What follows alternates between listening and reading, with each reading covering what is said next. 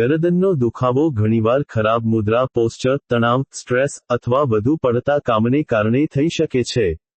શ્યામકુમારના નમસ્કાર. આજના વિડીયોમાં આપનું સ્વાગત છે. તો ચાલો આજે મેળવીએ ગરદનનો દુખાવો દૂર કરવાના ઉપાયોની જાણકારી. પણ ચેનલને સબસ્ક્રાઇબ કરવાનું ભૂલતા નહીં. ગરદનનો દુખાવો દૂર કરવાના ઘરગથ્થુ ઉપાયો. તમે હળવાશ મેળવવા માટે આ ઉપાયો અપનાવી શકો છો. ગરમ કે ઠંડો શેક, હોટ ઓર કોલ્ડ કોમ્પ્રેસ. શરૂઆતમાં, જો દુખાવો તીવ્ર હોય અને સોજો હોય, તો પહેલા બરફનો ઠંડો શેક 15-20 મિનિટ માટે કરો.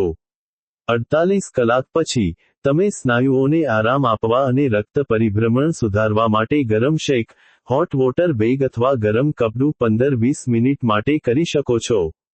ગરમી સ્નાયુઓને ઢીલા કરવામાં મદદ કરે છે. હળવો મસાજ, જેન્ટલ મસાજ. ગરદન અને ખભાના દુખાવાવાળા વિસ્તાર પર સરસવનું તેલ, મસ્ટર્ડ ઓઇલ, તલનું તેલ, સેસમી ઓઇલ અથવા નાળિયેર તેલ, કોકોનટ ઓઇલ સહેજ ગરમ કરીને હળવા હાથે માલિશ કરવાથી સ્નાયુઓને આરામ મળે છે અને જડતા ઓછી થાય છે. ગરદનની હળવી કસરતો, જેન્ટલ નેક સ્ટ્રેચર્સ. ગરદનને ધીમે ધીમે એક બાજુથી બીજી બાજુ ફેરવવી, હિપ ટુ શોલ્ડર, અને ધીમે ધીમે ઉપર નીચે કરવી, ચિન ટુ ચેસ્ટ જેવી હળવી કસરતો કરવાથી ગરદનના સ્નાયુઓની લચક, ફ્લેક્સિબિલિટી જળવાઈ રહે છે અને જકડાઈ જવાની સમસ્યામાં રાહત મળે છે. જો કસરત કરતી વખતે દુખાવો વધે, તો તરત જ બંધ કરી દેવી.